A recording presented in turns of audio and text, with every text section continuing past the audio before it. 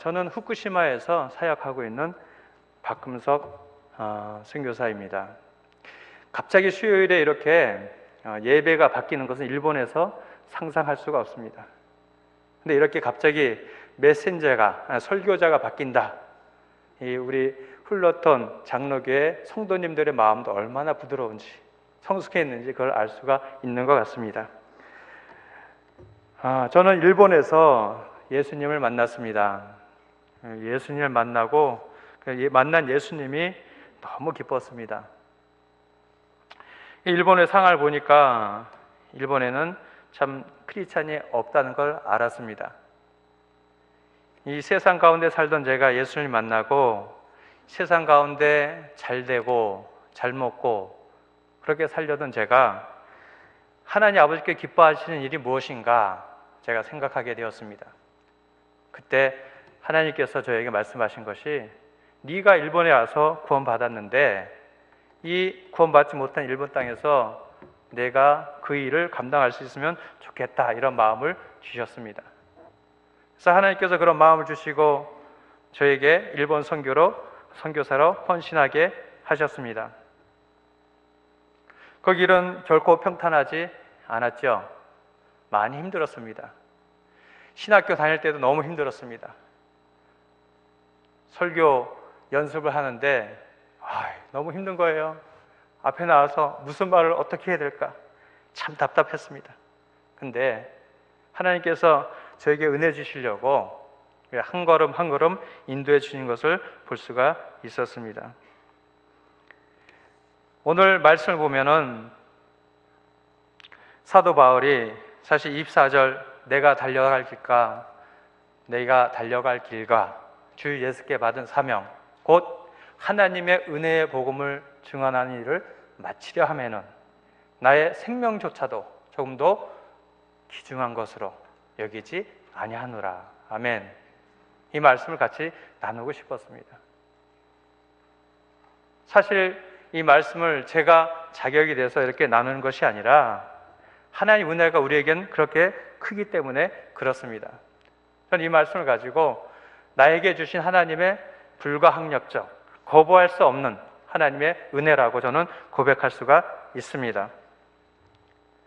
전도자 사울은 그런 불타는 심령을 가지고 있었습니다. 예수님을 만나기 전에는 하나님의 말씀을 붙잡고 그 옳다고 하는 길을 쫓아서 목숨을 걸고 달려나갔죠. 신학생 시절에 누구를 가장 존경하는가 이렇게 물어봤을 때 저는 자격이 되지 않지만 사도 바울을 존경합니다. 왜냐하면 복음 전도에 목숨을 걸었기 때문에 그렇습니다. 저는 이 말씀을 돌아볼 때마다 자신의 부끄러움을 느끼지만 한편 하나님의 크신 은혜를 깨닫게 됩니다. 오직 예수님을 위해서 살아가는 사도 바울의 모습을 보며 나의 이 세상의 타협적이고 자기 형편과 상황에 눌러앉기 쉬운 그런 상황을 바라보며 하나님의 말씀 앞에 회개를 합니다. 사도 바울은 예수님을 만나고 나서 더 이상 자기의 능력이나 자기의 학력, 자기가 가지고 있는 모든 자기의 그런 커다란 능력을 그는 자랑하지 않고 그는 자기의 약함을 주님 앞에서 자랑하게 되는 것입니다. 고린도후서 11장 30절 말씀 보니까 내가 부득불 자랑할진대 내가 약한 것을 자랑하리라. 아멘. 왜냐하면 사도 바울은 하나님의 말씀을 들고 열심히 예수님 없이 자기 열심으로 쫓아갔을 때는 자기 힘으로 모든 것을 이루려고 했거든요. 하지만 예수님을 만나고 나서는 자신의 모든 능력이 가지고 있는 것이 아무것도 아니라는 것을 알았습니다. 대신 사도 바울은 예수님께서 우리를 위해서 지신 십자가의 고통, 그것은 한 영혼을 위해서 사도 바울이 목숨 걸고 진 십자가였습니다. 그것을 사도 바울은 우리에게 고백하고 있는 것이죠. 사도 바울은 처음에는 아주 강팍한 사람이었죠. 예수 믿는 사람들을 잡아서 감옥에 놓고 사도행전 9장 1절 말씀 보니까 이협과 살기가 등등하다고 했습니다. 이런 사람이 예수를 만나니까 변하게 된 것입니다. 우리는 다 예수님을 만났습니다. 예수를 만나서 참된 축복을 누리고 있습니다. 저와 여러분이 그런 하나님의 사랑 가운데인 것을 믿습니다. 사도행전 20장 오늘 본문 말씀에 특히 24절 말씀은 이 사도 바울의 자기의 신앙 고백인 것을 알 수가 있습니다. 하나님 아버지께서 이렇게 부족한 자를 들어서 사실은 후쿠시마라고 하는 곳에 보내셨습니다. 이 후쿠시마라고 하는 곳에는, 그리고 그곳에 있는 코리야마라고 하는 곳, 한국의 군산이랑 한문이 똑같습니다. 그리고 인구도 거의 비슷합니다. 근데 처음 알았어요. 개척하면서 이런 곳이 있구나. 하나님께서 어떤 큰 은혜를 주실까? 그곳에 이나와시로라고 하는 곳을 가보니까 마치 갈릴리 호수처럼 그런 넓은 호수가 있었습니다. 이야, 너무 좋다. 하나님 아버지께서 이런 곳으로 인도하시다니 너무 좋다. 여기서 사역을 하게 되는구나. 또 그곳에 소문을 들어보니까, 또 역사를 조사해 보니까 이 후쿠시마라고 하는 땅이 옛날에 그렇게 복음화가 많이 되었다는 장소인 것을 알게 되었습니다. 그리고 순교자도 많이 나왔습니다. 아이즈 아카마츠라고 하는 그 동네는 80%가 크리스찬이었대요. 80%가. 그리고 아이즈 아카마츠는 30%가 크리스찬이었고. 근데 이 많은 분들이 박해를 받았죠. 도쿠가와 이에야스를 통해서 5호 담당제, 서로 감시하게 하고, 한 사람 믿으면 그것을 고발하지 않으면 모든 사람을 다 죽이는 거예요. 핍박이 아주 심했습니다. 일본의 핍박의 역사를 보면은 저 카타콤 시대의 핍박보다 심했다고 말합니다. 그런 땅에 하나님 아버지께서 저를 보내셨구나. 하나님 아버지, 부족한데 어떻게 할까요? 전 능력이 없기 때문에 맡겨진 것을 그냥 묵묵하게 감당할 뿐이었습니다.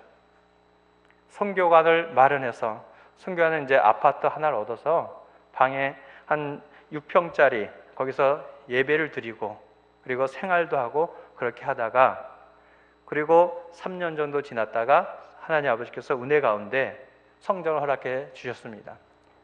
성전을 허락해 주신 것이 2009년 4월 달이었습니다. 너무 기뻤습니다. 하나님 아버지께서 이제는 이 아파트를 벗어나서 성전에서 예배 드릴 수 있는 은혜를 주셨구나. 리폼을 했습니다. 그리고 예배를 드렸습니다. 그리고 2010년 6월 달에 드디어 입당식 예배를 드렸습니다. 할렐루야! 하나님께서 모든 것을 채워주신 것을 체험했습니다. 그런데 이게 웬일입니까? 2011년 3월 11일 동일본 대지진. 저는 일본에서 그런 지진을 처음 체험해 봤습니다. 그때 3월 11일 마침 일본인 목사님 그때 83세였습니다. 그 목사님과 약속이 되어 있었습니다. 왜냐하면 제가 이 후쿠시마에 대해서 더 알고 싶었거든요. 그 목사님이 후쿠시마 역사에 대해서 잘 알고 있다고 하셨습니다. 미리 약속을 하고 제가 2시 50분쯤 그곳을 향하고 있었습니다. 향하고 있는데 갑자기 이 신호등이 빨간불이어서 차를 멈추고 있는데 차가 움직이는 거예요. 이상하다. 고장났나? 뒤를 돌아보니까 뒤에 차도 움직이네. 앞을 보니까 이제는 전봇대가 쓰러질 것 같았어요. 그리고 다시 뒤를 보니까 뒤쪽 오른쪽에 있는 건물 1층이 무너앉은 거예요. 지진이구나. 근데 3시에 약속이 있었기 때문에 저는 그냥 갔습니다. 목사님께. 길이 좀 이렇게 울퉁불퉁하고 그렇게 됐죠. 목사님 만나니까 목사님이 말씀하시는 거예요. 어떻게 왔냐? 약속돼 있으니까 왔죠. 저는 그렇게 얘기했습니다. 빨리 가보라고. 그 교회 가보니까 전부 다 쓰러져 있었습니다. 단층이었는데 앰프도 떨어져 있고 그 옆에 쌓여있던 모든 것이 다 넘어졌어요.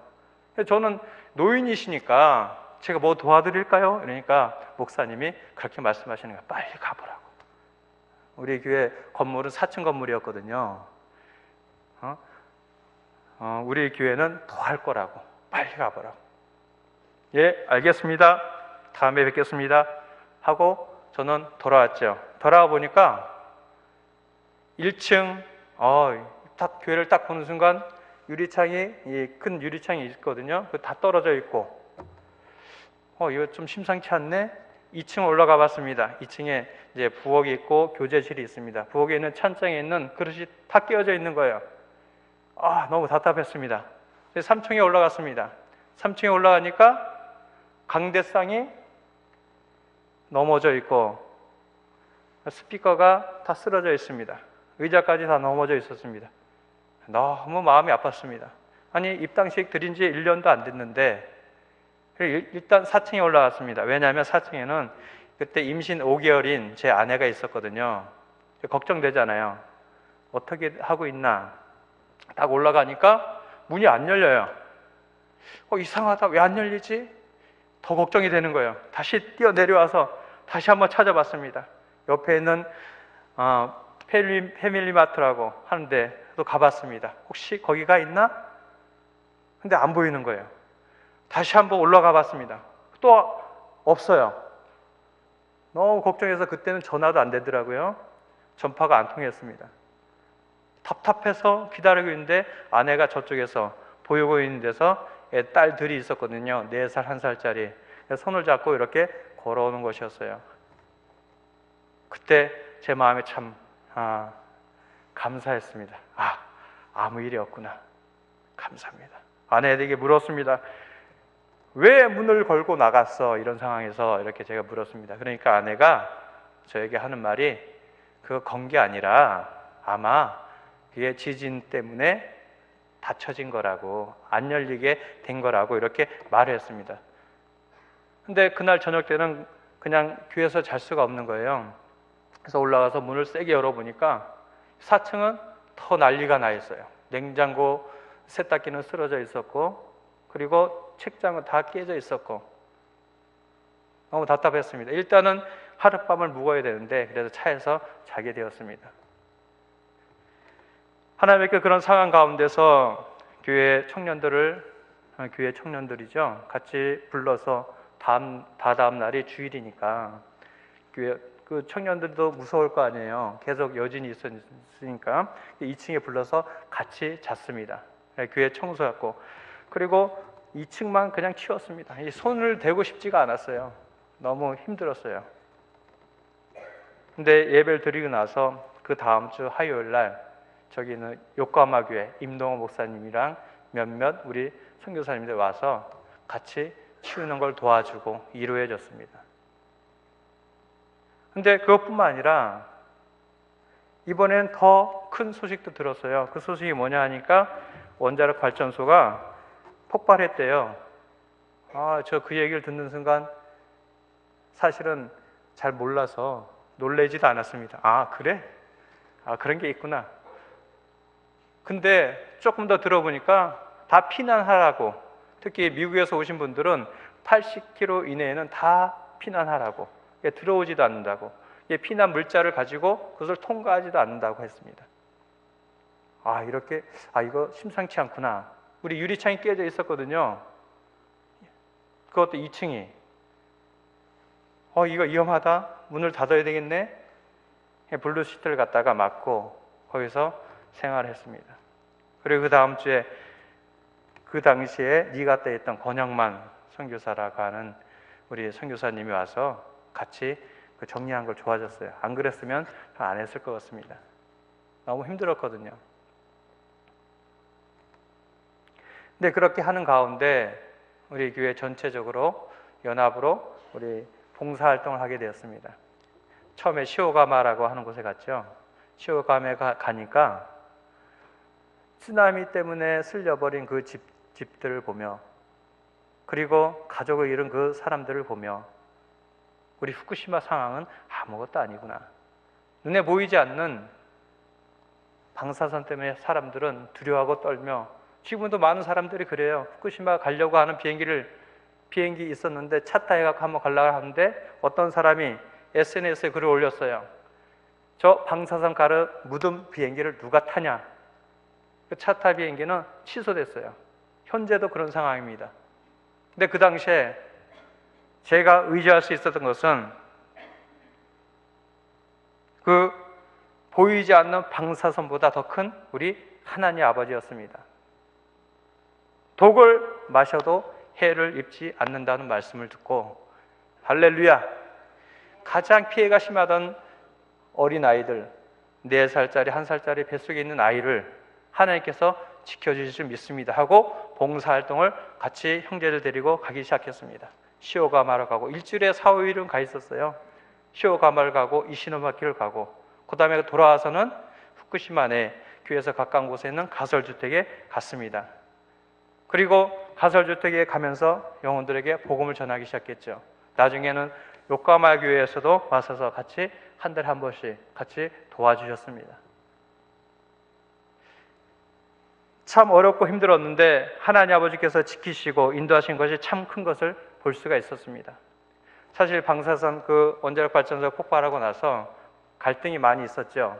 한국에서는 돌아오라고 말합니다. 똑같은 영혼 구원에 그런 사역을 하는데, 복음 증거하는데, 야, 한국에 와서 해도 되지 않냐? 근데 저의 마음에, 저는 일본에서 헌신한 일본 선교사지 한국에 가면 저는 선교사가 아니게 됩니다. 여기 괜찮아요. 걱정하지 마세요. 몇 번을 계속 연락이 왔습니다. 그리고 우리 교회 대표 목사님도 그렇게 말씀하셨죠. 좀 이사 가도 괜찮다.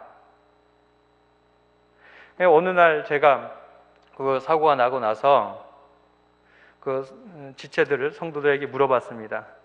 제가 니가타 가서 우리 거처할 초소, 예배할 예배당 이렇게 제가 마련할 테니까, 제가 마련하는 건 아니지만 부탁해서 마련할 테니까 같이 갑시다. 조금이라도 좀 안정될 때까지 피했다 오면 어떻겠습니까? 제가 이렇게 권면을 했습니다. 그러자 거기 지역 분들이 아무도 안 간대요. 아무도 안 간대요. 아, 이것이 하나님의 음성이구나. 내가 이곳에서 헌신하고 이곳에 사역하는데 내가 떠날 수 없구나. 그런 마음이 들더라고요. 우리 요한복음 말씀 보면 6장에 예수님께서 내 몸은 살이요, 내 살은 빵이요, 떡이요, 내 피는 포도주다. 이렇게 말씀해서 내 살과 피를 먹으라 이렇게 말씀하십니다. 내 살과 피를, 내가 너에게 이른 말은 영이요 생명이라 이렇게 말씀하십니다. 그런데 이것이 예수님을 따라다니던 사람들이 이해가 되지 않았어요. 많은 사람들이 떠났죠. 그때 예수님께서 제자들에게도 말씀하십니다. 너희도 나를 떠나려 하느냐? 네, 말씀하셨어요. 그러자 베드로가 영생의 말씀이 여기 계시오매 우리가 어디로 가오리이까? 아멘. 하나님께서 영생의 말씀을 주시고 그곳에 거하게 하셨는데 어디로 가오리이까? 이런 말씀을 저에게 주셨습니다. 근데 그 후쿠시마에서 머물 수밖에 없지요. 사도 바울은 고백합니다. 형제들아, 내가 그리스도 예수 우리 주 안에서 가진 바 너희에 대한 나의 자랑을 두고 단언하노니 나는 날마다 죽노라. 아멘.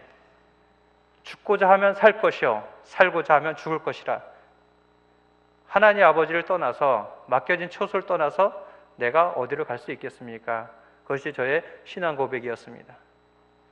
아무것도 잘하는 것이 없고 이루는 것이 없지만 저는 사실 하나님이 제일 두렵습니다. 하나님을 떠나서 내가 편하다고 내가 생각해서 좋다고 하는 곳에 갈 수가 없었어요. 그래, 하나님께서 맡겨진 초소, 이곳이 내가 영원히 있을 것이로구나. 우리는 다 예수를 믿는 믿음을 가지고 있습니다. 저는 이민교회에 대해서 잘 모르지만 참 어렵고 힘들다고 들었습니다. 상황과 형편이 안 따라줄 때도 있겠죠. 하지만 살리시는 분은 우리 하나님 아버지십니다. 아버지께서 함께 하시면 우리가 죽을 목숨도 살게 되는 것입니다. 하나님께서 떠나시면 내가 살려고 해도 나는 죽게 되는 것입니다. 저는 이 간증의 이 메시지를 같이 나누면서 저를 지키시고 인도하신 분이 우리 예수님이심을 믿습니다. 예수님께서 말씀하십니다. 이와 같이 너희도 명령받은 것을 다 행한 후에 이르기를 우리는 무익한 종이라 우리가 하여야 할 일을 한 것뿐이라 할지니라. 아멘. 저는 말씀을 나누면서 저는 하나님 은혜 가운데 있어서 그곳에 있는 것이지 뭔가 특별하게 능력이 있어서 후쿠시마에 남은 것이 아니라 또 그것에 떠나지 않고 사역한 것이 아니라는 것을 알고 있습니다. 간증을 나누면서 우리의 믿음이 참 연약하지만 주님 말씀 앞에서 그렇게 주님께 올려드려지기를 원합니다. 하나님께서 우리를 이 세상에서 불러내셨어요. 왜요? 우리의 하나님이 되어주시려고요. 우리를 살게 하시려고. 그리고 우리를 시험하시죠. 어떻게 하시려고? 복 주시려고 우리를 시험하시는 것입니다. 저와 여러분들이 어려운 환경 가운데 있다면 하나님의 복 주심을 기대하고 소망하시기를 바랍니다. 하나님께서 우리의 삶 가운데 역사하셔서 나와 동행하시고 하나님을 의지하는 우리 가운데 참된 평안을 주실 줄 믿습니다. 하나님 아버지께서 저에게 부족하지만 이런 간증을 나누게 하신 것을 감사드리고 찬양합니다. 기도하고 말씀 마치겠습니다.